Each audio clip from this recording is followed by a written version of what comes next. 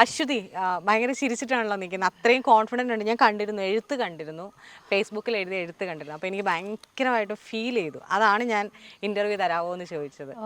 എന്താണ് ലൈഫ് അറിയാം, എനിക്ക് പേഴ്സണലി അറിയാം അശ്വതീനെ. അതുകൊണ്ട് തന്നെ ഞാൻ കണ്ടിട്ടുണ്ട് കുഞ്ഞുനാൾ മുതൽ സ്ട്രഗിൾ ചെയ്തതും കാര്യങ്ങളൊക്കെ എനിക്കറിയാം. അപ്പം ഇന്നിപ്പം എയർപോർട്ടിൽ എന്തായിട്ടാണ് ജോലി ചെയ്യുന്നത്?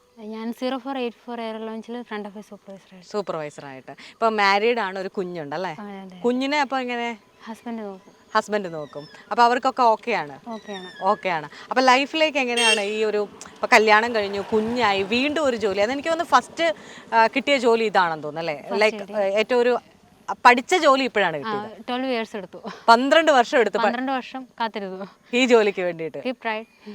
Keep try.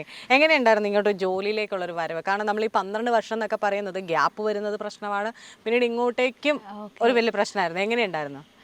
ഭയങ്കര ഡിഫിക്കൽട്ടായിരുന്നു. ഒരു തിരിച്ചുവരവ് നേരത്തെ പോലെയല്ല. അമ്മയില്ല, വീട്ടിൽ വേറെ ആരും സപ്പോർട്ടിലില്ല. കുഞ്ഞിനെ ഇട്ടിട്ട് വരുന്നു, ഹസ്ബൻഡിനെ ഇട്ടിട്ട് വരുന്നു. അതിൻ്റെതായ ബുദ്ധിമുട്ടുകളുണ്ടായിരുന്നു. ഒത്തിരി നാളത്തെ ബ്രേക്ക് എടുത്തു. ലാംഗ്വേജിൽ പ്രശ്നം ഉണ്ടായിരുന്നു. ഇൻഡസ്ട്രിയിൽ കുറേ ഗ്യാപ്പ് വന്നു കഴിയുമ്പോഴത്തും റീസെൻ്റ് ആയിട്ടുള്ള കാര്യങ്ങളൊന്നും അപ്ഡേറ്റഡ് ആയിട്ടിരുന്നില്ല. അപ്പോൾ ട്രെയിനിങ്ങിന് നിന്നിരുന്ന പോലെ തന്നെ ഫസ്റ്റ് തൊട്ട് എല്ലാ കാര്യങ്ങളും പഠിച്ചുകൊണ്ടിരിക്കുകയാണ്. ഇപ്പം അമ്മ മരിച്ചിട്ട് എത്ര നാളായി? അമ്മ മരിക്കുന്നത് 2020 ഇപ്പോൾ 4 years. അമ്മയെ കുറിച്ചിട്ട് ഒരു കുറിപ്പ് എഴുതിയത് ഞാൻ വായിച്ചു ഒരിക്കലും. നിങ്ങളുടെ ചെറുപ്പം ഒന്ന് പറയാമോ? എനിക്ക് 4 വയസ്സുള്ളപ്പോഴാണ് അപ്പം മരിക്കുന്നത്. 1.5 വയസ്സൊക്കെ ആയപ്പോൾ തൊട്ട് ആൾക്ക് ബ്രെയിൻ ട്യൂമറിൻ്റെ ഇഷ്യൂസൊക്കെ തുടങ്ങി. അച്ഛന് കണ്ണിനത് ബ്രെയിൻ ട്യൂമർ കണ്ണിലേക്ക് ബാധിച്ചു. എനിക്ക് 1.5 വയസ്സുള്ളപ്പം തൊട്ട് സ്ട്രഗ്ലിങ് തുടങ്ങി. ഹോസ്പിറ്റൽ കേസൊക്കെ ആയി തുടങ്ങി.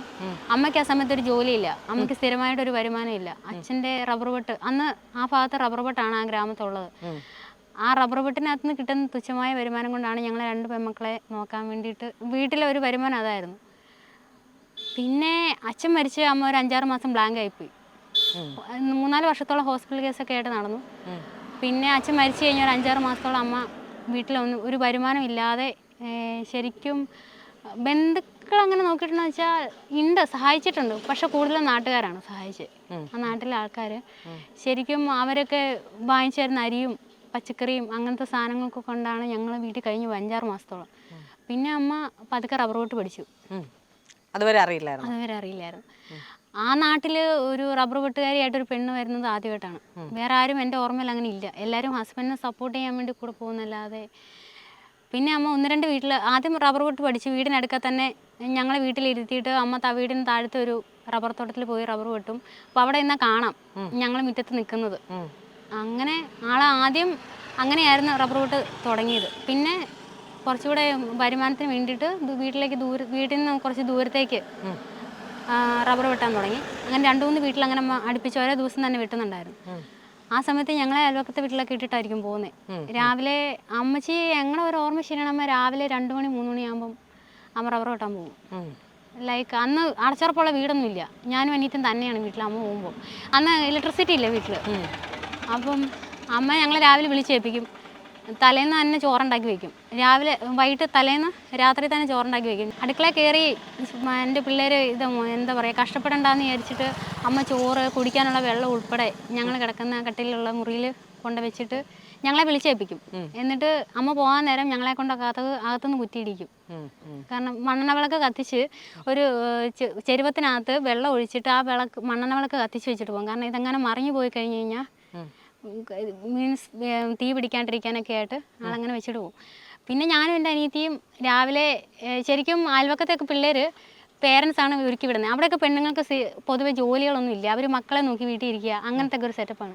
അപ്പം ഞാനും എൻ്റെ അനിയത്തിയും കാണുന്നു ഞങ്ങൾ 2 പേരും തന്നെ കുളിക്കാൻ പോകുന്നു, തോട്ടിൽ കുളിക്കാൻ പോകുന്നു. ഞങ്ങൾ തന്നെ ഡ്രസ്സൊക്കെ കഴുകിയിട്ട് വരുമ്പോൾ അവരുടെയൊക്കെ പേരൻസ് അപ്പനും അമ്മയും കൂടിയായിരിക്കും ചിലപ്പോൾ സ്കൂളിൽ വിടുന്നതിന് വേണ്ടി ഒരുക്കുന്നതും ചോറ് പൊതിഞ്ഞ് കൊടുക്കുന്നതും. ഞങ്ങൾ വീട്ടിൽ റേഷനറി മീൻസ് അന്നത്തെ സ്കൂളിലെ ഉച്ചക്കഞ്ഞി ഞങ്ങൾ കുടിക്കുന്നത്. അമ്മ ചിലപ്പോൾ അച്ചാറോ അങ്ങനെയൊക്കെ എന്തെങ്കിലും ഉണ്ടാക്കി തന്നിട്ടുള്ളൂ. അത് ഒരല്ലി വെച്ച് ഓരോ ദിവസം അങ്ങനെ അങ്ങനെയൊക്കെയാണ് ഞങ്ങൾ വളർന്നത്. അപ്പം മരിച്ചിട്ടുണ്ടെങ്കിലും അപ്പനെ മിസ് ചെയ്യാൻ സമ്മതിച്ചിട്ടില്ല അമ്മച്ചി. പക്ഷെ അമ്മയുടെ പ്രസൻസ് ഞങ്ങൾക്ക് അങ്ങനെ അധികം കിട്ടിയിട്ടില്ല. അമ്മ രാവിലെ റബ്ബർ വെട്ടാൻ പോയി, അമ്മ ഒരു സ്ഥലത്ത് റബ്ബർ വെട്ടി വെച്ച് അടുത്ത വീട്ടിൽ പോയി റബ്ബർ വെട്ടി വയ്ക്കും. എന്നിട്ട് പാലെടുത്ത് ഷീറ്റ് അടിച്ച്, അന്ന് ഈ പാലിങ്ങനെ സൊസൈറ്റി കൊണ്ടുപോയി ഇങ്ങനെ കൊടുക്കുന്ന ഒരു പരിപാടി ഇല്ല.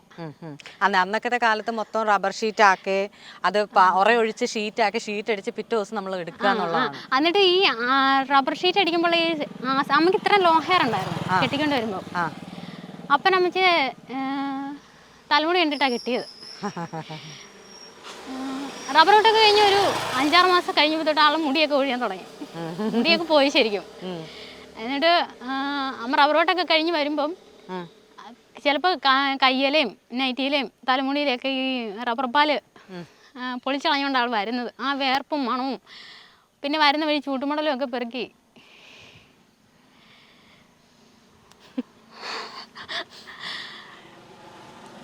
ആളുടെ ഒരു പരവ രസമാണ്. അത് കഴിഞ്ഞ് ഒരു അരമണിക്കൂർ വന്ന് കിടന്ന് കഴിഞ്ഞ് കാപ്പി ഉണ്ടാക്കുമ്പോഴത്തേക്ക് ഞങ്ങൾ വരും.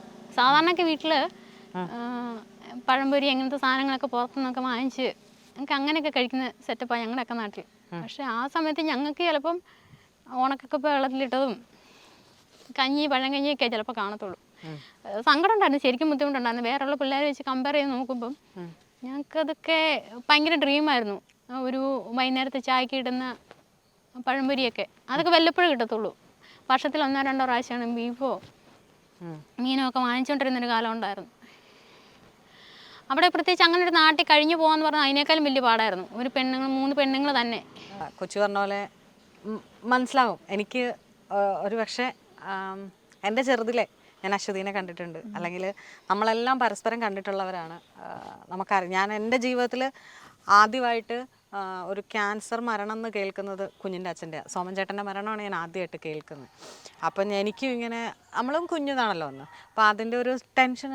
അപ്പോൾ ഈ കുഞ്ഞുങ്ങൾ എന്ത് ചെയ്യും?